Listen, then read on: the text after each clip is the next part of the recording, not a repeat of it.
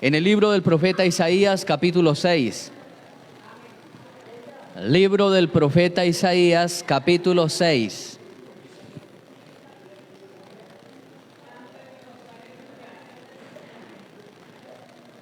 Isaías capítulo 6, versículo 1.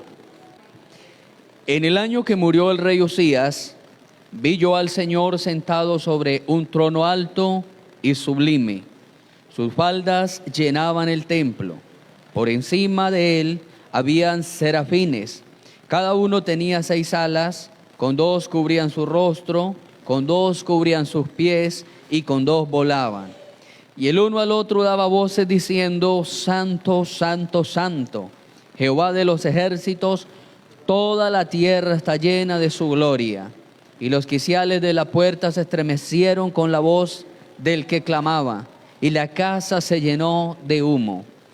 Entonces dije: ay de mí, que soy hombre muerto, porque siendo hombre inmundo de labios y habitando en medio de pueblo que tiene labios inmundos, han visto mis ojos al Rey, Jehová de los ejércitos. Y voló hacia mí uno de los serafines, teniendo en su mano un carbón encendido, tomado del altar con unas tenazas.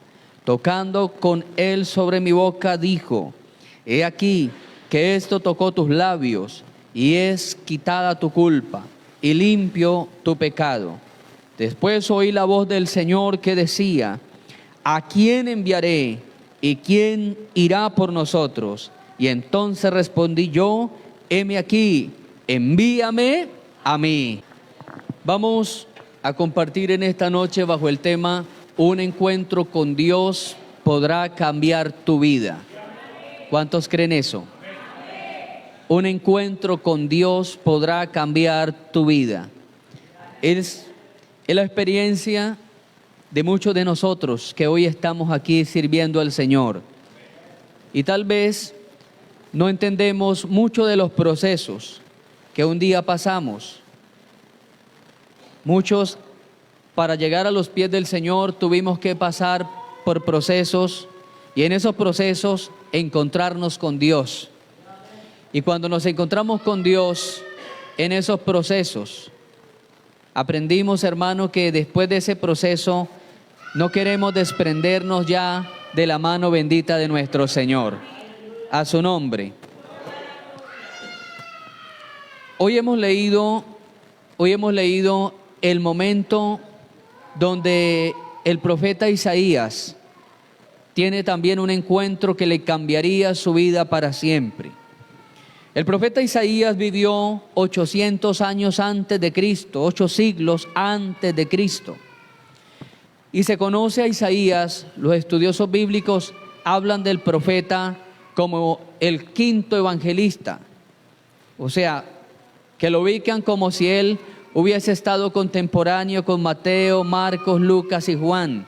Y le llaman el 5º evangelista porque en el Antiguo Testamento es el hombre que más habla acerca de Cristo, de forma profética. Tiene muchos pasajes que hablan de Cristo, que profetiza la venida de Cristo, y por eso le llaman también el 5º evangelista.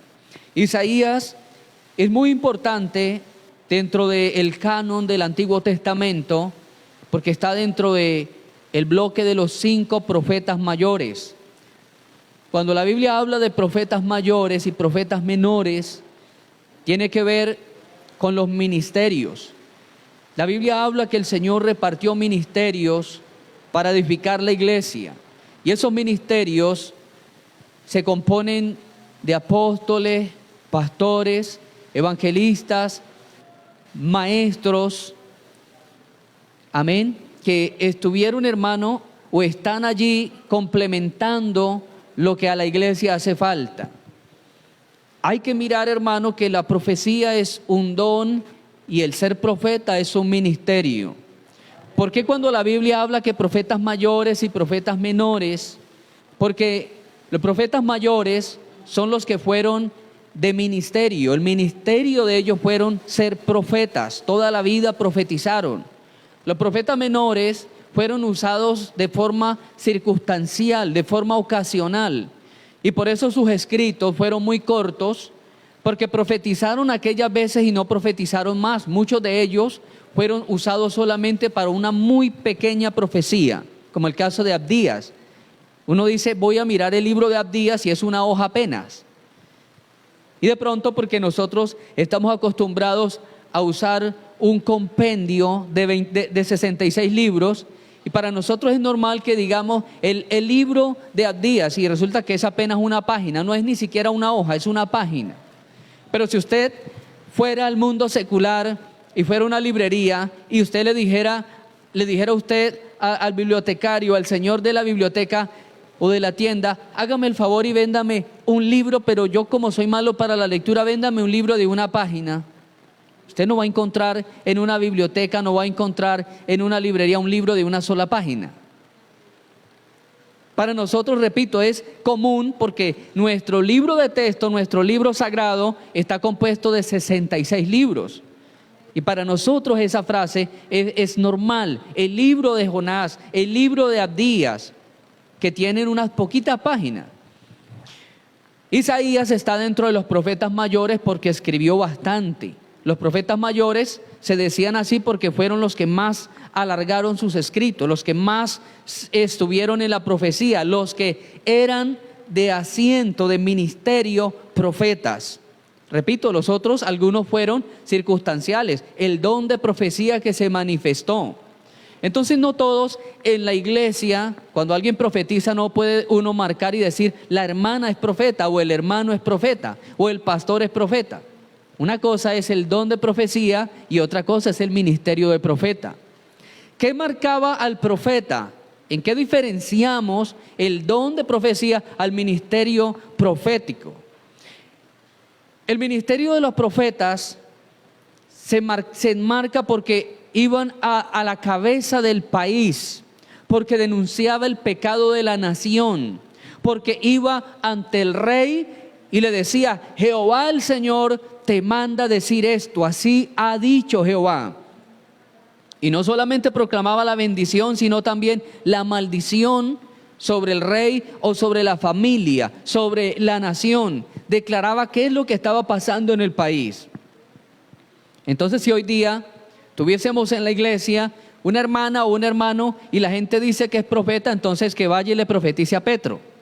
Y cuando vaya y le profetice a Petro en la cara, entonces diríamos, wow, tenemos un hermano profeta en la iglesia, una hermana profeta. Pero cuando se habla aquí, y Dios habla al pueblo, hay un don de profecía. Hay un don de profecía, muy diferente al ministerio de los profetas. Isaías está dentro de los profetas mayores. Repito que fue el hombre del Antiguo Testamento que más habló acerca de Cristo.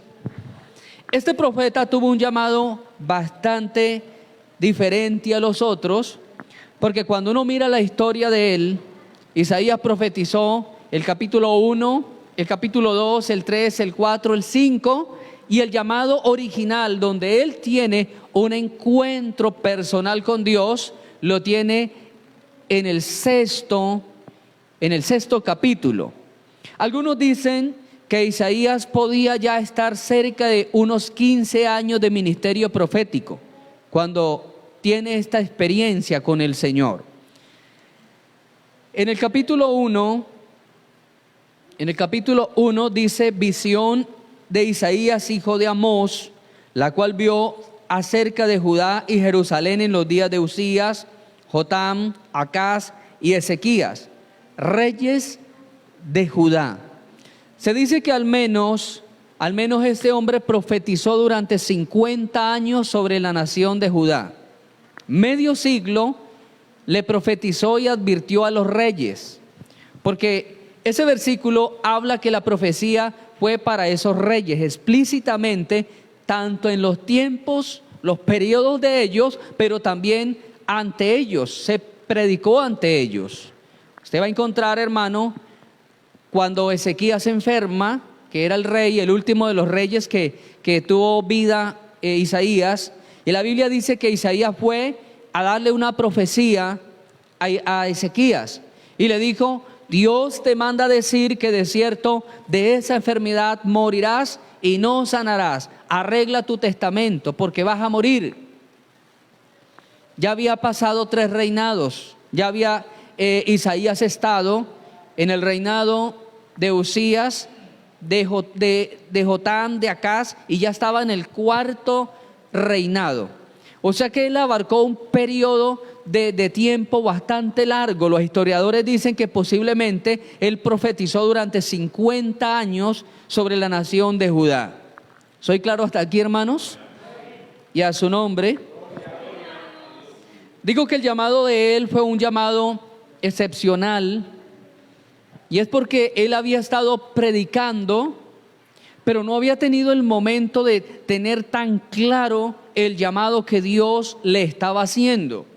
Este llamado se dio en un tiempo muy crucial para él, y él lo escribe de la siguiente manera: en el año que murió el rey Usías, vi yo al Señor sentado sobre un trono alto y sublime. ¿Quién era Ezequías? ¿Y por qué él hace tanto hincapié en ese año, en esa época? Para él fue un año que lo marcó, y esa marca lo llevó a escribir, que no fue en cualquier tiempo, no fue en cualquier época del año. Fue un año determinante donde la vida de él cambió, donde la visión, donde la perspectiva de Dios cambia radicalmente. Y él escribe qué acontecimiento pasó, qué había pasado. La muerte de un rey que había sido amigo de Dios. Y como el rey Usías había sido amigo de Dios, pues era amigo también de los servidores de Dios. Había sido siervo de Dios. La mayoría de los reyes fueron perseguidores de los profetas, tanto que hubieron unos como el rey Acab, que los mandaba encerrar y los dejaban morir de hambre y de sed. Habían muchos reyes como Jeroboam, que también odió y persiguió a los profetas de Dios. Pero se levantó un rey llamado Usías, y quiero que me acompañe allí un momento para leer quién fue Usías, en breves palabras del escritor del segundo libro de Crónicas, capítulo 26. Dice el capítulo 26, hablando de Usías en el segundo libro de Crónicas, dice: entonces todo el pueblo de Judá tomó a Usías, el cual tenía 16 años de edad. Lo pusieron por rey en lugar de Amasías su padre. Oiga esto, todas las hazañas. Edificó a Elón y restituyó a Judá, después que el rey Amasías durmió con sus padres. De 16 años era Usías cuando comenzó a reinar, y 52 años reinó en Jerusalén. El nombre de su madre fue Jecolías de Jerusalén. Versículo 4. E hizo lo recto ante los ojos de Jehová, conforme a todas las cosas que había hecho Amasías su padre. Persistió en buscar a Dios en los días de Zacarías, entendido en visiones de Dios, y en estos días en que buscó a Jehová, él le prosperó. Mire qué bendición es buscar a Dios, hermano. Buscar a Dios trae prosperidad. ¿Cuántos lo creen? Acercarnos a Dios trae bendición. Y dice: salió y peleó contra los filisteos, rompió el muro de Gat y el muro de Jabnia y el muro de Asdod, y edificó ciudades en Asdod y en la tierra de los filisteos. Dios le dio ayuda contra los filisteos y contra los árabes que habitaban en Jurbaal, y contra los amonitas. Y dieron los amonitas presentes a Usías, y se divulgó su fama hasta la frontera de Egipto. Qué tremendo, hermano. Porque se había hecho altamente poderoso. Edificó también Usías torres en Jerusalén, junto a la puerta del ángulo, y junto a la puerta del valle, y junto a las esquinas, y las fortificó. Asimismo edificó torres en el desierto, y abrió muchas cisternas, porque tuvo muchos ganados. así en la Cefela como en las vegas, viñas y labranzas, así en los montes como en los llanos fértiles, porque era amigo de la agricultura. Amén. Mire, hermano, este era un rey con unas cualidades muy tremendas, muy tremendas. Tanto que es el único que la Biblia dice que fue amigo de la agricultura. La gran mayoría de ellos era amigo de los ganados, pero este hombre fue amigo de la agricultura. Israel, o la nación de Judá, mejor, la nación de Judá tuvo un despertar maravilloso en los días de Usías. Creció militarmente, logró remontar la fuerza de los filisteos, logró edificar torres, logró hacerle muro a las ciudades que estaban desprotegidas. Había un despertar y había una prosperidad, lo que la Biblia nos dice que Dios lo prosperó porque Él se dio a buscar de Dios.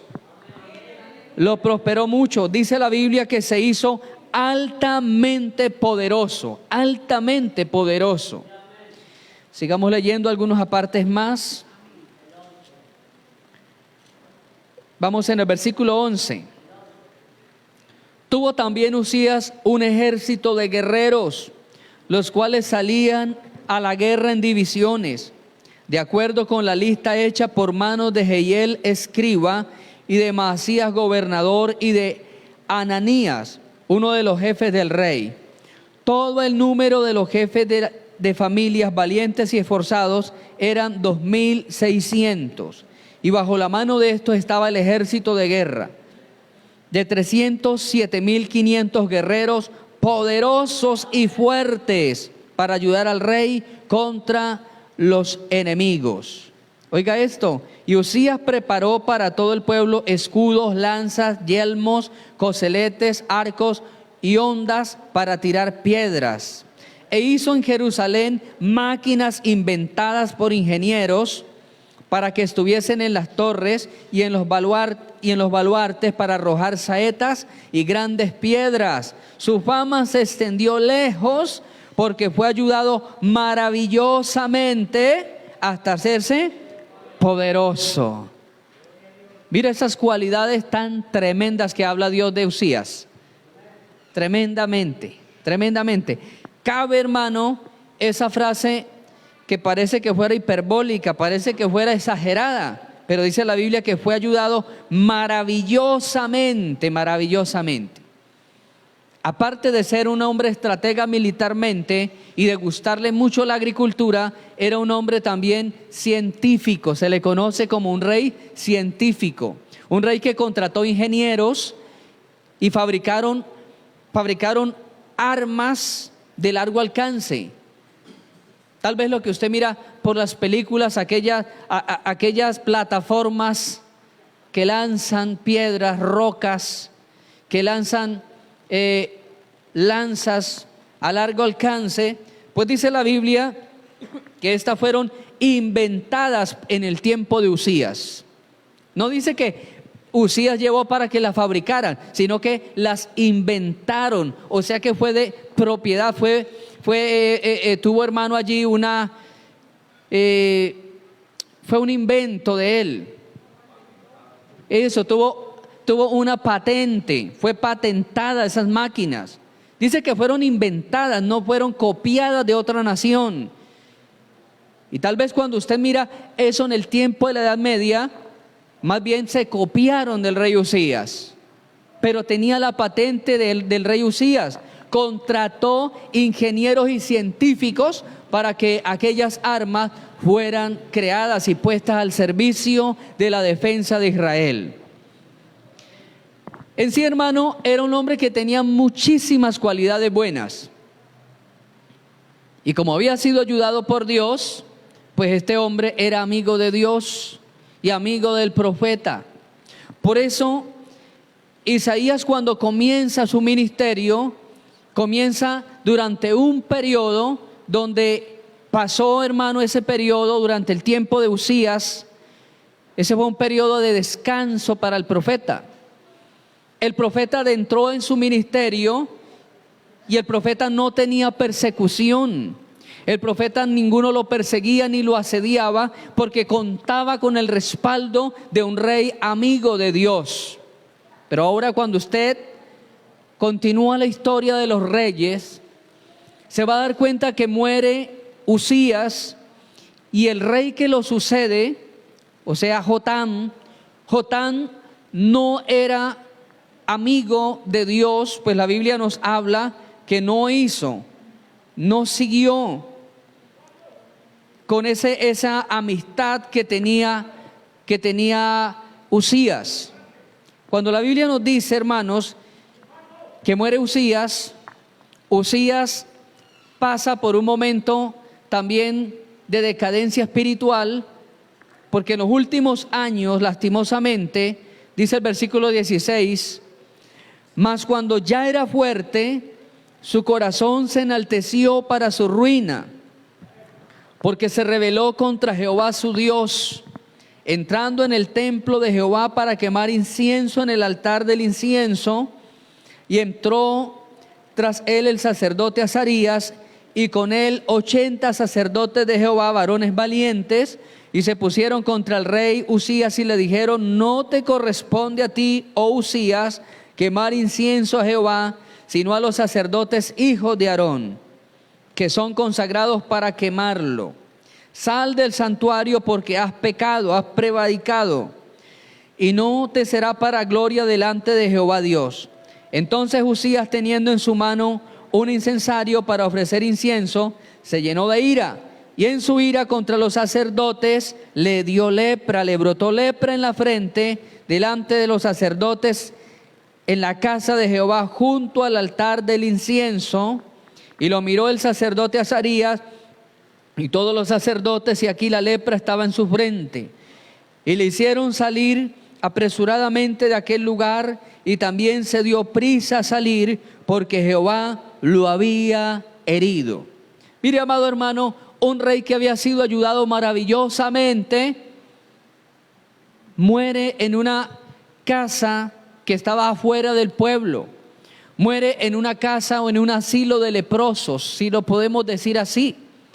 Dice la Biblia que los últimos días del rey fue recluido en un asilo de leprosos.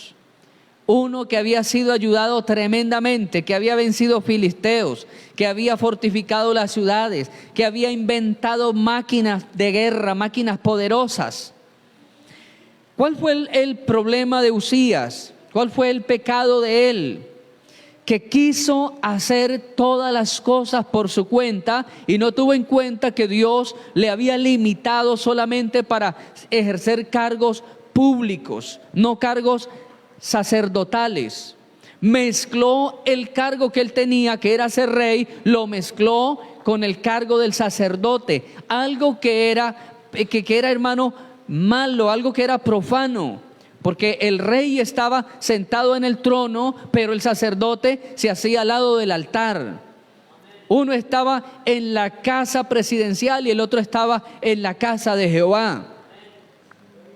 Pecó al profanar, porque eso es profanación, cuando uno no tiene en cuenta algo que es sagrado, eso es profanación. Profanó el altar de Dios, tomó el incensario y empezó a quemar incienso. ¿Por qué lo hizo este hombre? Porque dice la Biblia que su corazón se había engrandecido, se había enaltecido para su ruina. Tal vez, amado hermano, a veces nos quiere visitar un enaltecimiento. Tal vez, a veces queremos traspasar la línea que Dios nos ha puesto, y como dice la Biblia, a veces eso es para ruina de nosotros. Cuando pasamos una línea, todos tenemos, y Dios nos ha puesto una línea, y de esa línea Dios le permite avanzar a otro. Pero no podemos querer hacer lo que todos hacen, porque Dios nos ha puesto un límite. Usted, su radio de acción y mi radio de acción es este radio, y voy a trabajar donde Dios me puso. Y el radio de acción de otro es la responsabilidad del otro. ¿Cuántos alabamos el nombre del Señor? Y a su nombre. ¿Cuántos alabamos al Señor?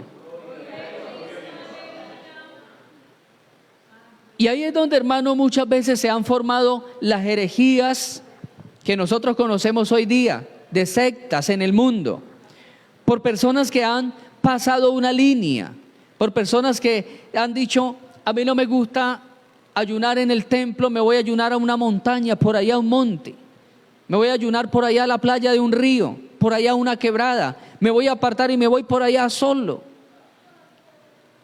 Pasaron la línea del orden porque Dios nos dejó la casa de Él para que nosotros disfrutáramos. Isaías capítulo 56 dice que la casa de Él es casa de oración. Y dice que es monte santo donde podemos disfrutar de su presencia. Pero algunos dicen: no, me gusta más por allá en una montaña solo. Y por allá tiene sus supuestas visiones, sus supuestas revelaciones. Y luego bajan diciendo: no, es que Dios me mostró que lo que han predicado en mi iglesia no es correcto, lo correcto es otra cosa.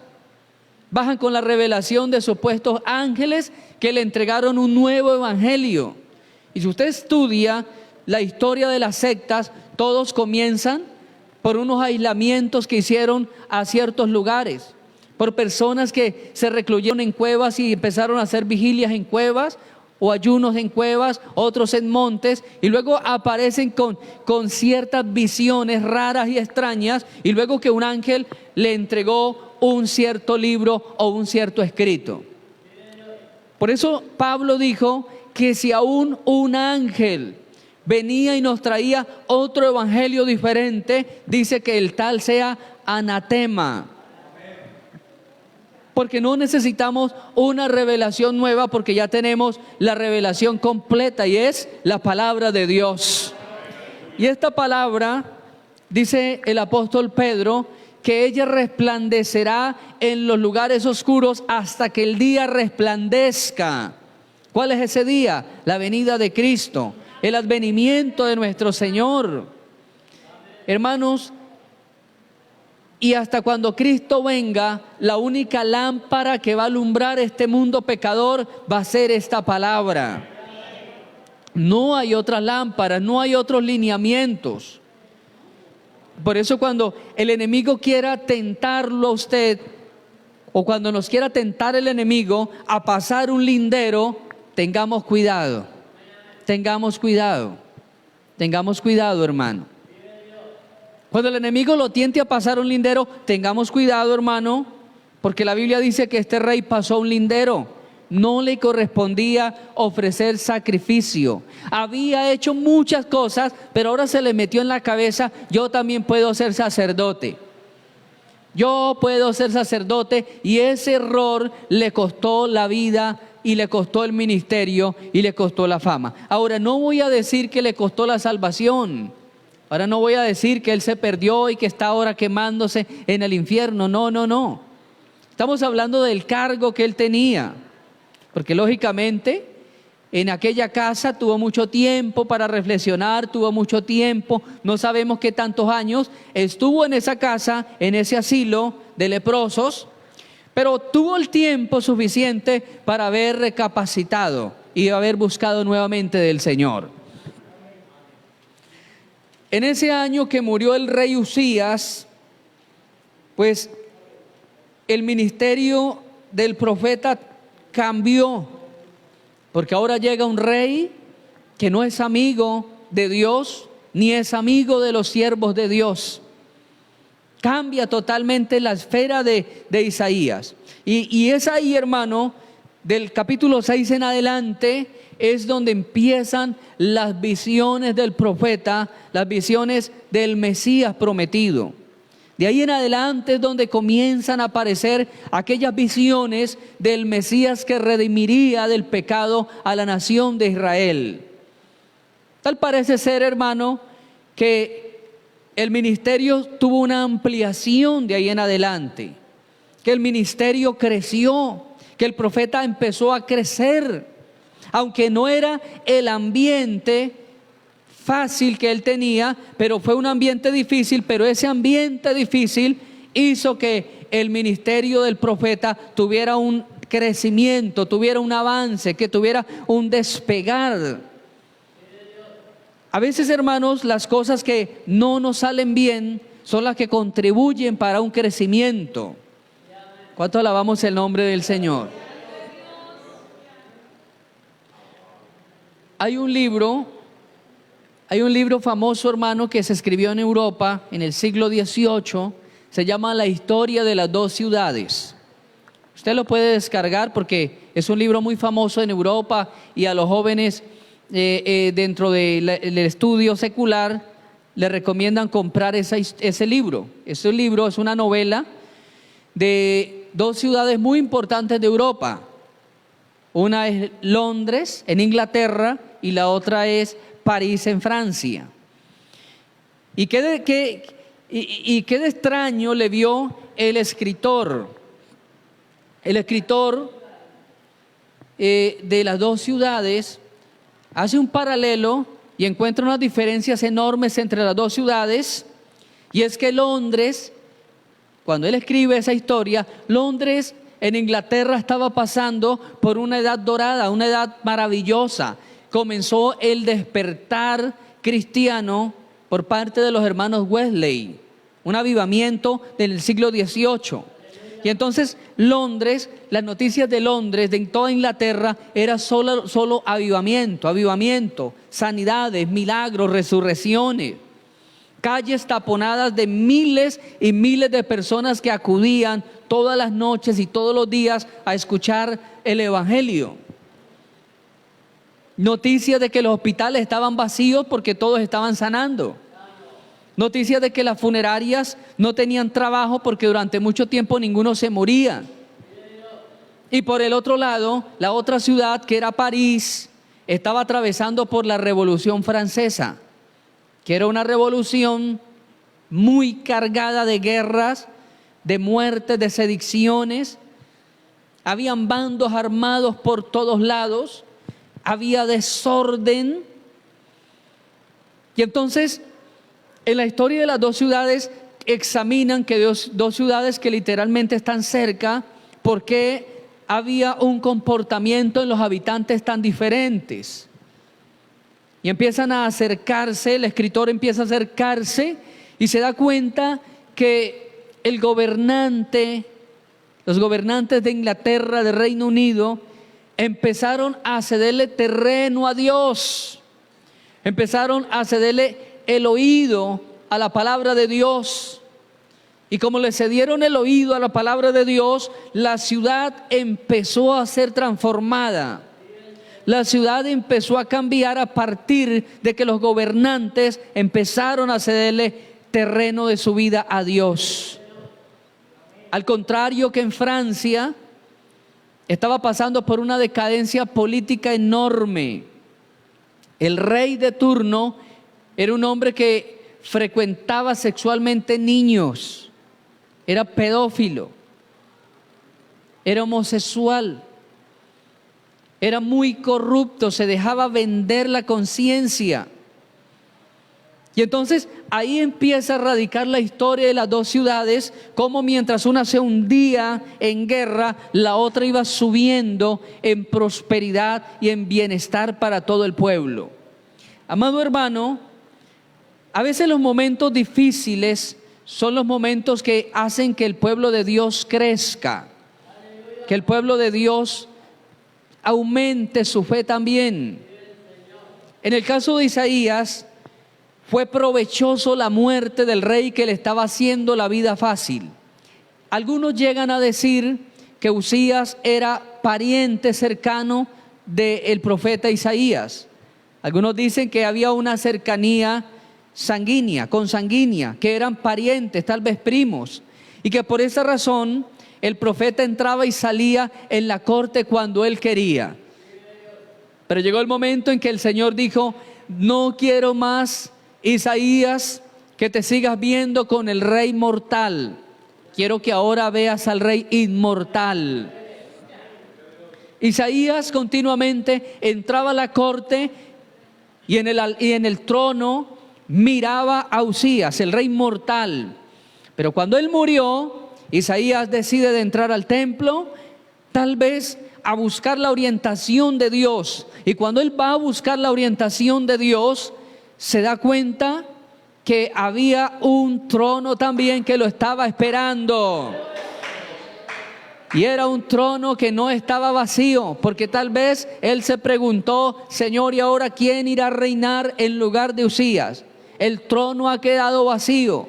¿Quién irá a sentarse allí? Tal vez estaba la incógnita en el pueblo, la incógnita en Isaías. ¿Quién irá a sentarse en el trono? Había un trono vacío y la gente tenía un gran interrogante: ¿quién se sentará en el trono vacío? Y cuando él llega a preguntar y a orar, encuentra que el trono del Señor nunca se ha vaciado. El trono del hombre es transicional. El trono del hombre cambia. El trono del hombre se vacía continuamente. Pero el trono de Dios siempre estará ocupado. Nadie derribará a Dios de su trono. Imagínese Satanás, que pensó tan terrible brutalidad: subiré a lo alto y pondré mi trono al lado del Altísimo. Subiré a lo alto y pondré mi trono al lado del Altísimo. Qué gran brutalidad de Luzbel, porque la Biblia dice que fue derribado por tierra y que el Señor le puso una sentencia, y esa sentencia hasta el día de hoy se cumple. La sentencia es: espanto serás y para siempre dejarás de ser.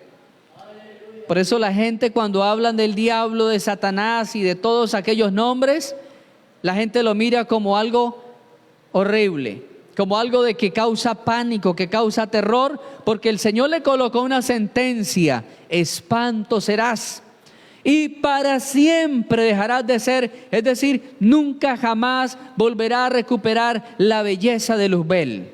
Nunca jamás. Para siempre dejarás de ser. ¿Por qué causa? Porque él quiso colocar su trono al lado del trono de Dios. Isaías vio que el trono no se había vaciado. El trono humano estaba vacío, pero el trono celestial estaba inamovible, estaba allí lleno. El trono de Dios, amado hermano, nunca se vaciará. Él gobernará siempre sobre la creación. Él gobernará sobre el universo. Él gobernará sobre la iglesia. Él gobernará sobre Israel.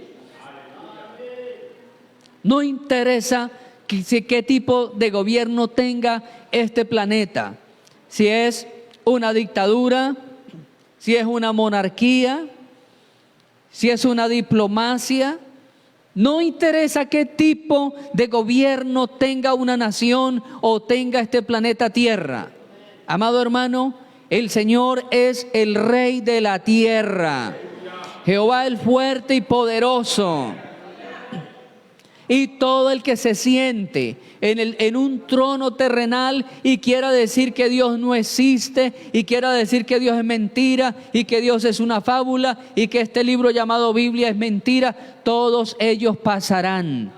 Todos ellos han pasado. Adolfo Hitler pagaba recompensa para que entregaran a la gente que tuvieran un libro llamado la Biblia.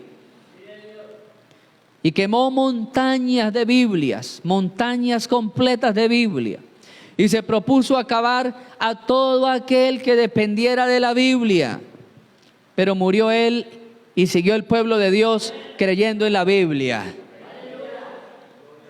Se ha levantado un pueblo por todo el mundo creyendo en Cristo Jesús a través de la Biblia. Y todos aquellos, los césares, que persiguieron a la iglesia primitiva, la Santa Inquisición española, los papas que persiguieron a la iglesia en el tiempo de la Inquisición, todos ellos murieron, dejaron un trono vacío, pero nuestro Rey sigue sentado en su trono, amado hermano. Y a Él es el que debemos temer, no al que se sienta en un trono terrenal. Porque a veces la gente se le pone los pelos de punta: Dios mío, y ese hombre que reina sobre Colombia, y los edictos que está sacando, y el que gobierna allí en Venezuela, y el que gobierna en tal parte, y el que gobierna en esto, y el que gobierna en lo otro. Mi amado hermano, Nuestro Rey es el que está sentado más arriba del trono humano. A su nombre. ¿Cuántos alabamos a Cristo Jesús? Y a su nombre. Da unas especificaciones Isaías. Dice que estaba sobre un trono alto y sublime. Sus faldas llenaban el templo. O sea, cuando habla de las faldas, habla del vestido, habla de la majestuosidad del rey. Porque los reyes, sus ropas eran diferentes a las ropas del pueblo. Las ropas reales eran diferentes a las ropas del sacerdote, diferentes a las ropas del pueblo, diferentes a la ropa de los pastores. La ropa real tenía su chaleco que arrastraba, que era alto, que era grande, que era largo. Se habla de la vestimenta que usó la fallecida reina Isabel cuando recibió por allá por la década de los 50 el trono. Y se habla que era tan largo aquel velo, aquella cola de ese vestido, que tuvo que colocar 3 doncellas a un lado y 3 doncellas al otro para que le ayudaran a levantar la cola de ese vestido, porque era hecho de piel de un animal llamado mortiño, que es como un animal parecido a una ardilla. Y era tan largo y tan pesado que si trataba de moverlo ella con el peso, solamente con la fuerza de su cuerpo podría desgarrarse el vestido, y tuvo que colocar 6 jóvenes ayudándole a llevar la pompa del vestido. Y los reyes usaban esas vestiduras así, grandes y llamativas. Pero cuando Isaías mira al Señor, era algo más que un vestido de un rey normal. Dice que todas sus faldas, sus vestidos, sus ropas llenaban totalmente. Está hablando de lo invencible, está hablando del poder, está hablando de la gran majestuosidad de nuestro Rey. ¿Cuántos le alaban? Y lógicamente eso lo asombra, hermano, lo asombra.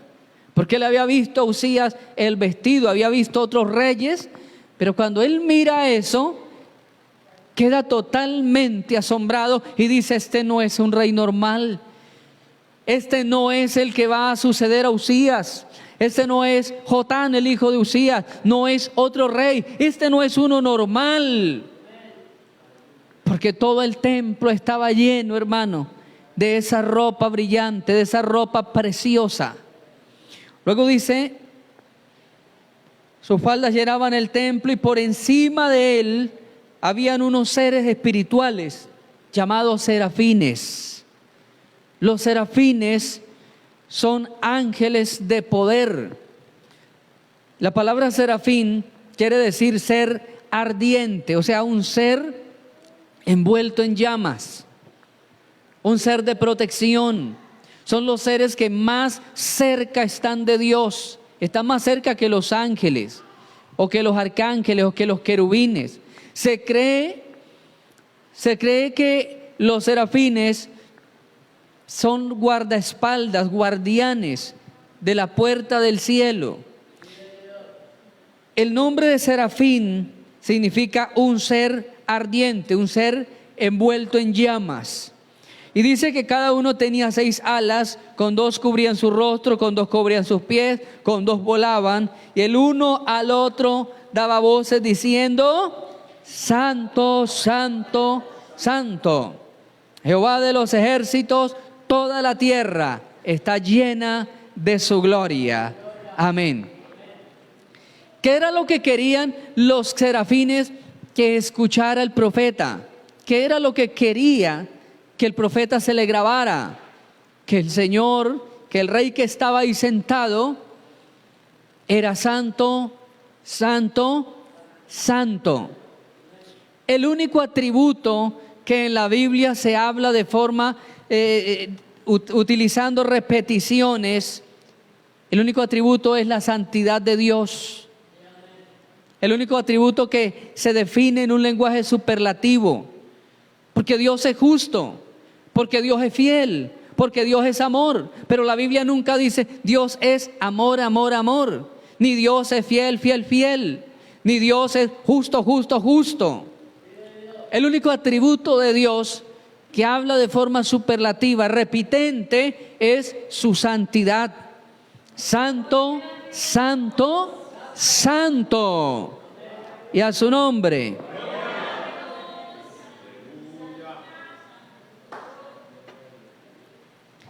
Querían los ángeles que se le grabara que se penetrara, hermano, ese atributo de Dios al profeta. Como quien dice, lo que tienes que aprender de él es su santidad.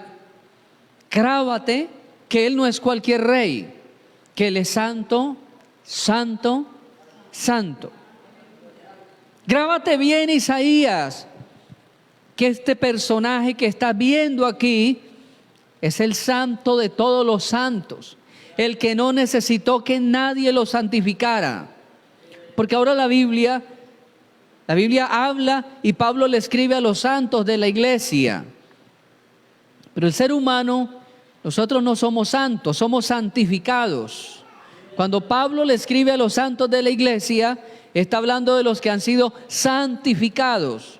Nosotros no somos santos, somos santificados, que quiere decir que necesitamos que alguien hubiese limpiado nuestra vida, que por nuestra propia cuenta nunca nos vamos a poder santificar. En cambio, Dios sí es santo, porque Él no necesitó que nadie lo santificara a Él. Él no necesitó que nadie viniera y reposara para que Él quedara limpio. Él es puro. La esencia de Dios es su santidad. La esencia de Dios es la pureza, es la limpieza. Y cuando el profeta escucha eso, el versículo 5 dice que él dio una exclamación. Cuando el profeta escuchó eso de los querubines, dijo: ¡ay de mí, que soy muerto!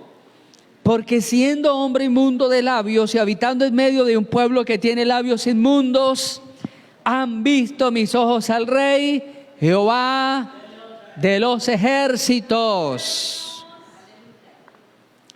Fue el momento en que entendió que habían cosas que tenían que salir de él. Fue el momento en que él entendió, se le aclaró la mente, que todavía habían cosas que quemar en él. ¿Qué fue lo que él dijo?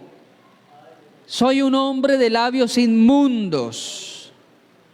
Soy un hombre que habito en medio de un pueblo que tiene labios inmundos.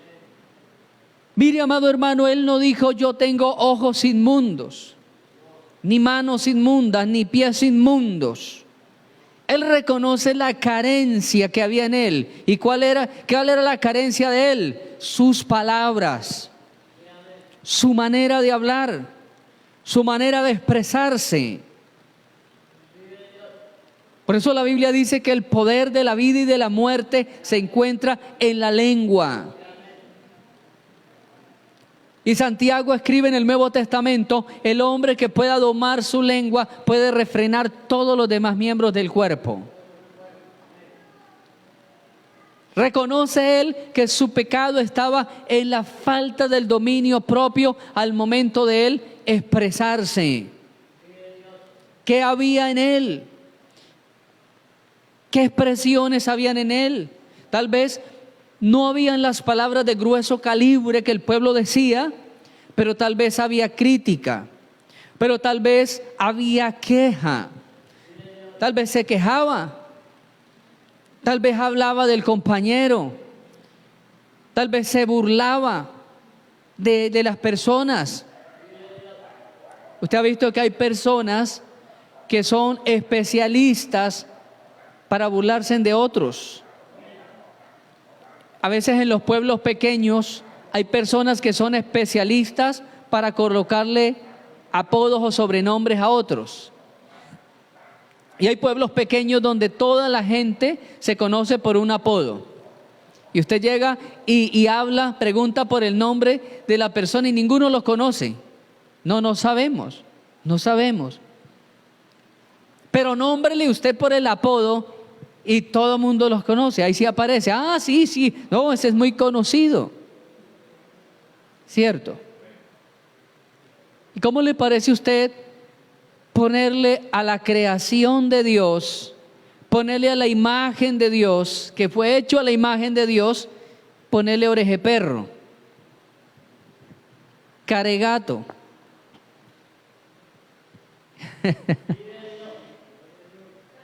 Y así un sinnúmero de sobrenombres que son ofensivos.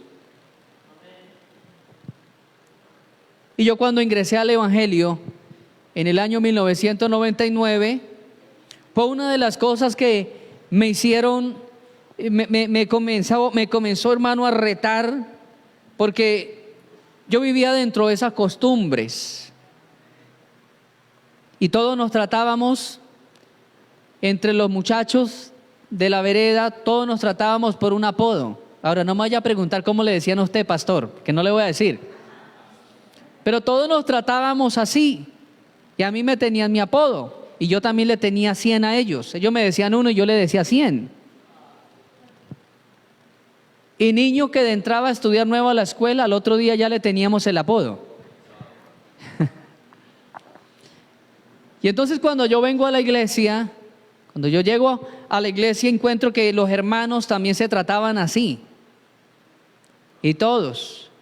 El único espacio que había de respeto era dentro de la iglesia, pero al salir volvíamos a esa manera odiosa y esa manera de nosotros hablarnos, de dirigirnos el uno hacia el otro sin respeto. Y entonces entiendo que tenemos que ir mejorando, porque un día un anciano me dijo: hermano, usted está comenzando el Evangelio, no aprenda eso. No aprenda eso, me dijo un anciano. Y empezó a decirme: usted no es como le dicen. Usted es Fernando, usted es una creación de Dios. Los otros muchachos son una creación del Señor. Ellos no son ni parecidos a un perro, ni parecidos al diablo, porque había uno que le decían el diablo, y entonces cuando él iba a los cultos, la gente decía: pero ustedes ¿qué están haciendo? Van al culto y se llevan al diablo. Y los otros jóvenes lo molestaban y le decían el hermano diablo. No sabemos qué forma, qué estilo, qué cosas habían en el léxico de Isaías. Si era tal vez la queja, si era de esas personas que se quejaba porque hacía sol, si se quejaba porque llovía, si se quejaba porque no tenía trabajo, o se quejaba por el jefe después de que le daban trabajo. Porque, hermano, la persona que se habitúa a la queja, nada es bueno, nada es sabroso. Así había dentro de esas personas que le teníamos apodo, había un señor en la vereda que todos le decíamos sancocho malo, porque en toda parte la comida era mala. Así le decíamos, todos, ninguno lo conocía por el nombre, sino sancocho malo. Porque siempre, donde quiera que él trabajaba, ya la gente no le gustaba darle trabajo en todos esos contornos, porque siempre salía diciendo que en esa casa daban comida mala. Muy bueno el trato, buena la paga, pero la comida mala. Y entonces así le decían todos, sancocho malo. Y a veces, hermano, uno se va así y dígale a la gente apodos y quéjese y critique de lo que uno tiene y critique y quéjese. Y eso trae maldición. Mire que Israel fue consumido en el desierto porque su léxico, su forma de hablar era una forma de queja, era un léxico de queja. Si Dios le daba pan, qué pan tan feo. Si Dios le daba carne, ¿por qué nos dio tan poquita carne? Y siempre era quejándose de los milagros que Dios hacía en el desierto. Dejaban de ver los milagros por concentrarse en la crítica. Y a veces, hermano, la crítica es contagiosa. A veces la crítica es muy contagiosa Y tenemos que tener, hermanos, unos sensores espirituales bien desarrollados para saber cuando mi charla dejó de ser una charla amena y me estoy incluyendo en la crítica. Si usted mira en el capítulo 12 de Números, hay una reprensión del Señor contra María y contra Aarón. Y es porque están hablando, dice que empezaron a hablar de Moisés, empezaron a hablar de la esposa de Moisés, porque dice que era una mujer de color, era afrodescendiente, era africana. De hecho, geográficamente ella sí era africana. Moisés, al parecer, era un hombre de tez blanca. Y la Biblia dice que se pusieron a hablar de la esposa de Moisés. Y mientras estaban hablando de la esposa de Moisés, todo estaba bien, todo estaba bien. Ahí todavía no habían atravesado el umbral en su charla. Todavía no se habían adentrado en ese terreno fangoso, no se habían adentrado en esa arena movediza. Pero cuando hablaron de la esposa de Moisés, luego dice: ¿acaso Dios no ha hablado por nosotros también? ¿Y por qué solamente Moisés está mandándonos a nosotros? Mire, mientras hablaban del hogar, no había juicio.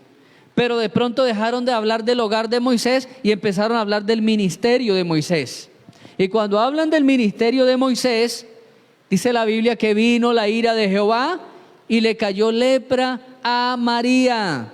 Tal vez María había hablado más que Aarón, porque la Biblia habla que fue castigada María. Tal vez María había tocado mucho más a fondo el ministerio de Moisés. ¿Qué había en los labios del profeta? Tal vez mucha queja. Señor, ¿por qué esto? ¿Por qué lo otro? Tal vez se quejaba de todo. Algo había en los labios, porque él no dice, soy hombre de ojos malos, ni de manos, ni de pies, ni de pensamientos, sino él habla mi boca, labios inmundos. Y luego dice la escritura que vino uno de esos seres espirituales, de esos serafines, toma con una tenaza el carbón encendido del altar y empieza a pasarle aquello por los labios. Algunos el carbón tiene que ser pasado por la mente.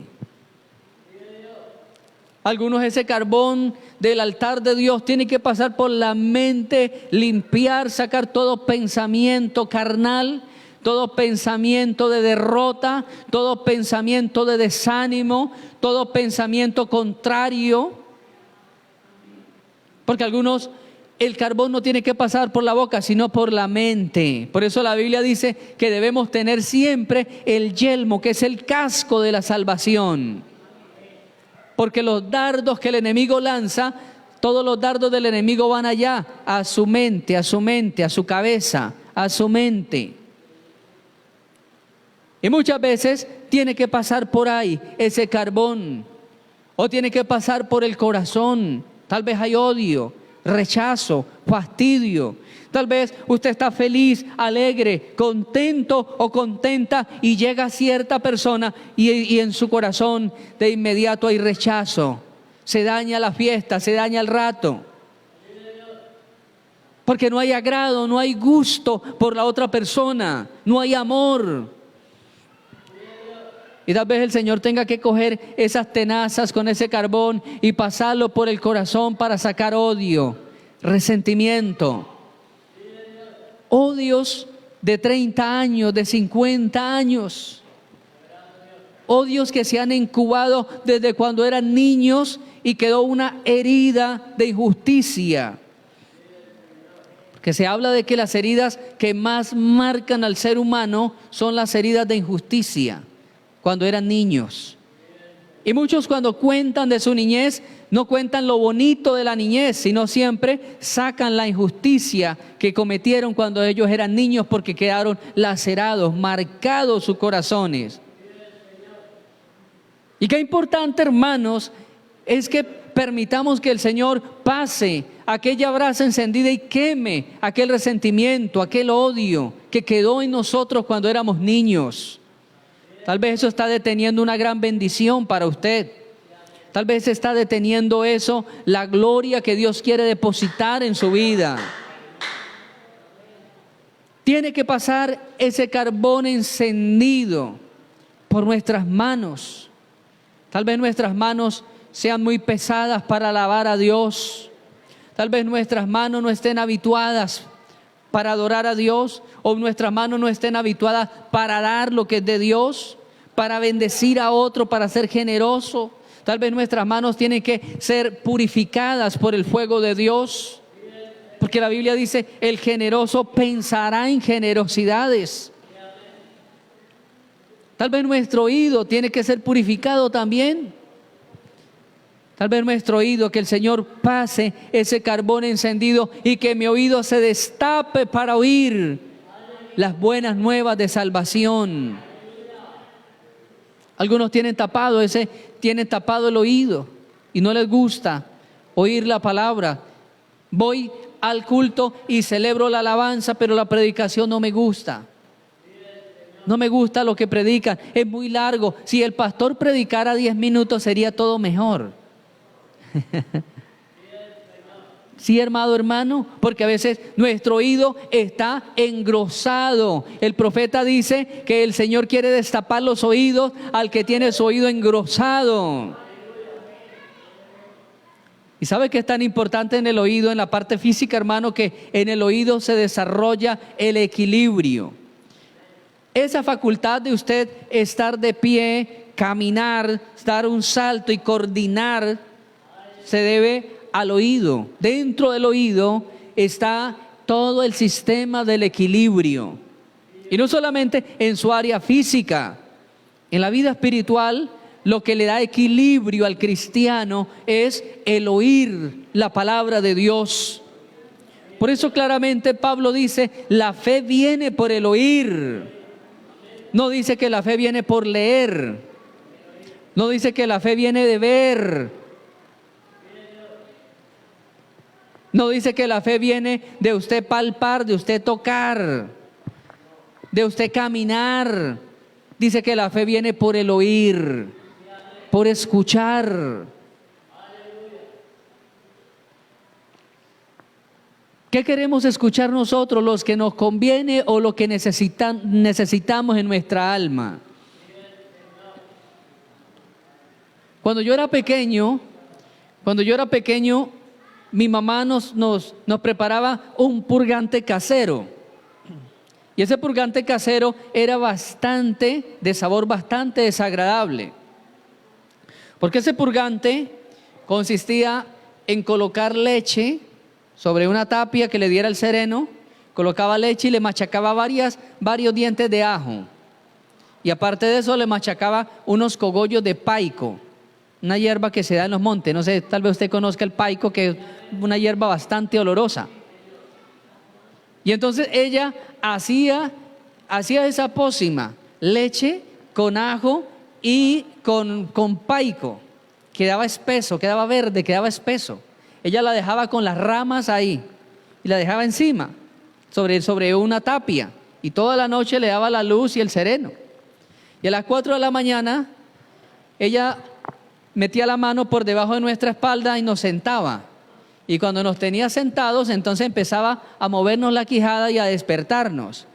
Y nos despertábamos sentados y decíamos, ¿qué pasó? ¿Qué pasó? Y cuando decíamos, ¿qué pasó? ¿Qué pasó? Ya nos estaba metiendo las cucharadas. Mande, ella decía, mándeselo. Pero ¿qué es esto? Y empezábamos a escupir. No la escupa, porque si escupe una cucharada le meto 3 más. Y era de a 10 cucharadas para cada uno. 10 cucharadas, y esa era la forma en que ella nos purgaba cuando éramos niños. Y era a nuestro paladar muy detestable, horrible, porque ella nos soltaba y quedábamos en la cama temblando. Así quedábamos temblando, hermano, en la cama, del escozor, nos daba ese escozor y quedábamos así temblando, temblosos. Y nos limpiábamos, buscábamos un trapo y nos limpiábamos. Era detestable Pero ¿ustedes creen que era necesario para la salud de esos muchachitos por allá en esa cordillera? Pregúntele usted a un niño si se quiere tomar el purgante, si se quiere tomar el remedio. No. Pero usted sin necesidad de preguntarle si quiere un bombón, usted no hay necesidad, ¿quiere chupar bombón? Usted no hay necesidad de preguntarle, usted se lo muestra y corre y se lo rapa. ¿Cuántas veces quisiéramos programar lo que quisiéramos oír? Hay gente que quiere oír finanzas, hay gente que quiere oír reflexiones, hay gente que quiere oír una cosa y otra y otra y otra, pero a veces lo que nos alimenta y lo que nos confronta con la santidad de Dios, para ello no estuvo bueno el mensaje no estuvo bueno. La palabra de Dios hoy no estuvo como en la carne el pastor. Mi amado hermano, a veces tenemos que permitir que la brasa del Señor, esa brasa encendida, empiece a purificarnos, empiece a limpiarnos. Y luego la Biblia dice que cuando fue purificado este hombre, vino la misión. ¿A quién enviaré? Hay un trabajo, hay una misión, hay un servicio. Pero mire cómo es Dios de ordenado. Dios no le preguntó a eso. Dios no preguntó eso antes de limpiarlo. Lo limpió y luego le dijo, ahora sí está listo. Está listo. La Biblia dice que todo el que da fruto lo limpiará más para que dé más fruto todavía. Ya el profeta venía haciendo una labor, pero todavía habían cosas que quitar en el camino. Y en el camino fue limpiado. En el camino, como él se dispuso, el Señor fue limpiándolo y arreglando la era en la vida del profeta Isaías. Por eso, amado hermano, no espere hasta estar perfecto para trabajar. A veces el enemigo nos pone en el corazón, no, usted no dirija porque es que no, usted ha tenido problemas. Usted no tome Santa Cena porque usted ha tenido problemas. Mi amado hermano, pregunto, ¿quién no tiene problemas en esta vida? Todos. Pastor, ¿usted tiene problemas? No, tengo como 1000. Pero ahí estoy sirviendo. Y usted, yo sé que tiene muchos problemas. Y si la iglesia dice voy a servir cuando no tenga problemas, pues hermano, viene Cristo, se acaba el evangelio y no le servimos. Sirvámosle al Señor con problemas, con dificultades, con lo que trae esta marea del mundo. Sirvámosle a Cristo, amado hermano. A su nombre. ¿Cuántos quieren que el Señor pase ese carbón por su vida? Amén. Yo quiero, amado hermano, que el Señor me purifique para darle un servicio mejor, más transparente, para darle un servicio más genuino para Él. No le sirvamos a Dios de cualquier manera, sirvámosle como Él quiere que nosotros le sirvamos. Amén. Colóquese de pie, amado hermano.